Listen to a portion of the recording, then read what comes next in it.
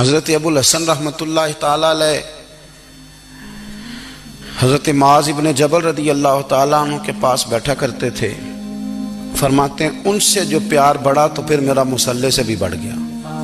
تابعی ہیں. فرماتے ہیں صحابی رسول سے محبت ہوئی تو ذکر سے بھی ہو گئی, پھر درود شریف سے بھی ہو گئی. محبت ان سے بڑھی تو پھر اللہ نے مسجد کا پیار بھی بڑھا دیا. آپ فرماتے ہیں کہ میری ہر وقت طبیعت چاہتی تھی کہ بس اللہ اللہ کروں, بس اللہ اللہ کروں, بس نہ میں ذرا تھوڑی جان چھڑاؤں لوگوں سے, کو 10 منٹ ملے تو میں کو 4 نفل پڑھ لوں, میں تھوڑا سا نہ بچوں لوگوں سے, اور مجھے تسبیح ملے تو میں نہ کچھ 400-500 دفعہ استغفار پڑھوں, سبحان اللہ الحمدللہ اللہ اکبر لا حول ولا قوت الا باللہ, میں نہ تسبیحات پڑھوں.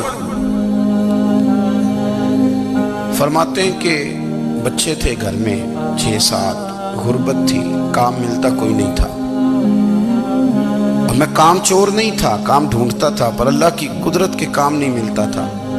فرماتے ہیں کہ میں نے ایک دن اپنی اہلیہ سے کہا کہ آج میں پھر جاتا ہوں کام ڈھونڈنے. تو میری بیوی بڑی فرما بردار تھی, پر اس دن نہ غربت کے ہاتھوں تنگ آ کے کہنے لگی آج نانا کوئی تو چیز لے کے آیا, تو مجھ سے بچوں کی بھوک نہیں دیکھی جاتی. یہ سب روگاں دا روگ محمد جس دا نام غریبی, کنڈ بلا کے لنگ جاندے نہیں دوست یار قریبی.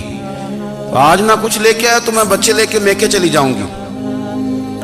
شیخ فرماتے ہیں کہ میں بڑا پریشان گھر سے نکلا, پر میں نے صبح سے لے کے زور تک کام ڈھونڈا, کام ملا کوئی نہیں. تو میرے دل میں خیال آیا چلو کام نہیں ملتا تو اللہ اللہ تو کرے نا, چلو بندوں کی مزدوری نہیں ملتی تو رب کریم کی عبادت ہی کرتے ہیں. فرماتے ہیں کہ میں نے نا فرات کے پانی سے وضو کیا, نہر کے, شدید دھوپ تھی, ساتھ ریت تھی اور ریت تپ رہی تھی.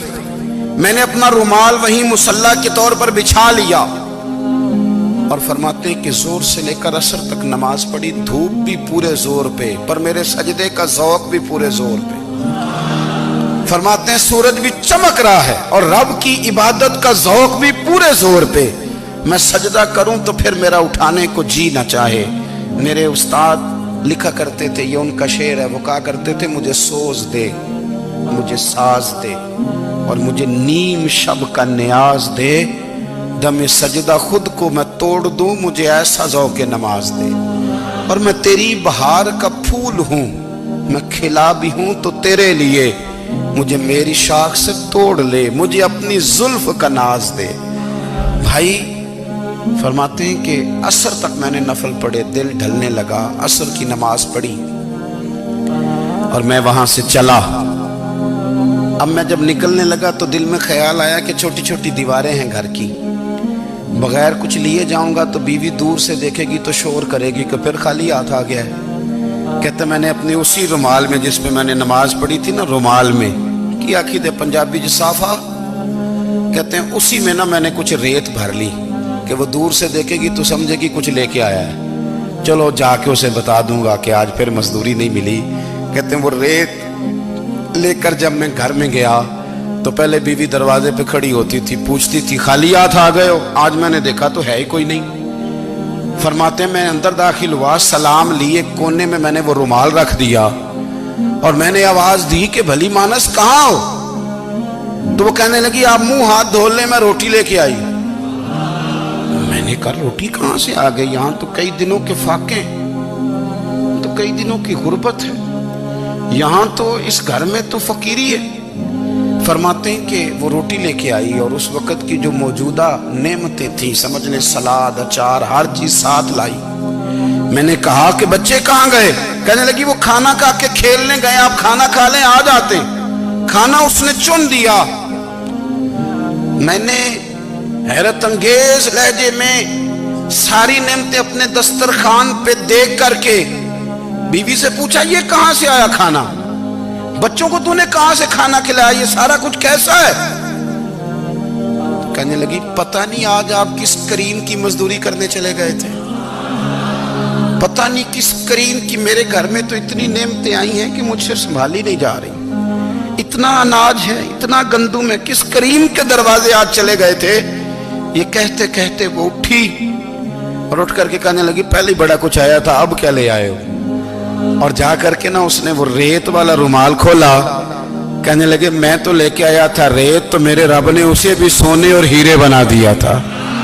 جب آپ کی توجہ اللہ کی جانب, میرے نبی پاک صلی اللہ تعالی علیہ وسلم نے فرمایا ہر چیز اپنے رب سے مانگ, ہر چیز مانگ, ہر چیز مانگ. یا رسول اللہ کیا کچھ؟ میرے محبوب نے فرمایا تیرے گھر میں نمک بھی ختم ہو جائے تو وہ بھی اپنے رب سے مانگا کر. تو مانگنا, وہ تجھے دے گا, تو اس کی بارگاہ میں کشکول طلب دراز تو کرنا. اور ترمذی شریف میں عجیب لفظ ہے, رسول کائنات نے فرمایا, رب کریم فرماتا ہے جب میرا بندہ ہاتھ اٹھاتا ہے نا تو مجھے حیا آتی ہے کہ میں خالی کیسے لوٹا دوں اس کے. اتنے بڑے بادشاہ کی بارگاہ میں, او بھائی لوگوں سے عزتیں تلاش کرتے ہو تو وہ کیا تمہیں عزت دیں گے؟ وہ تو کل اچھا کہتے ہیں پرسوں برا کہنے لگ جاتے ہیں. لوگوں کے سامنے گڈ بک میں آنا چاہو گے تو وہ تو سویرے تمہارے بارے میں کچھ کہیں گے, شام کچھ اور کہیں گے. اپنی روحانی زندگی آباد کریں, اپنے مسلح کو وقت دیں, اور دنیا سے چھپ کر اس موبائل کو بند کر کے اور اپنے آپ سے بھی چھپ کے اور تنہا ہو کے چھپا کے سارا کچھ اپنے آنسو اپنے رب کی بارگاہ میں پیش کریں, اس کے حضور حاضری دیں. سنو نا ترمذی کی حدیث, اور اسے یاد رکھنا, نبی پاک علیہ السلام نے فرمایا اپنے دکھ لوگوں کے سامنے نہ بیان کرنا, سیٹھوں نوابوں کو نہ بتاتے پھرنا, دنیا داروں کے سامنے جا کے نہ رونا کہ میں تکلیف میں ہوں. فرمایا اگر دنیا داروں کو دکھ بتاؤ گے رب تمہیں کبھی غنی نہیں کرے گا. اور لوگ ہیں کہ الٹا مذاق اڑائیں گے. آپ کی جس سے بڑی پکی یاری ہے نا, پکی, وہ تب تک پکی ہے جب تک آپ نے 50,000 مانگا نہیں. اور جس وقت آپ نے کہہ دیا کہ میں مجبور ہوں میری مدد کر, تو پھر ختم ہو گئی دوستی. لوگوں کی تعلقات آپ کے ساتھ تب تک ہیں جب تک آپ ان سے کوئی ضرورت وابستہ نہیں کرتے. کریم محبوب فرمانے لگے بندوں کے سامنے دکھ نہ بیان کرنا, اللہ تجھے کبھی غنی نہیں کرے گا. تو اپنے دکھ اپنے رب کو بتا, تو دعائیں مانگ, تو اس کی بارگاہ میں حاضر ہو, تو اس کے حضور عرض کر. فرمایا اپنے دکھ اپنے رب کو بتا, وہ جلدی کرے یا دیر سے کرے تجھے ساری دنیا سے بے نیاز کر دے گا, تجھے کسی کا محتاج نہیں رہنے دے گا.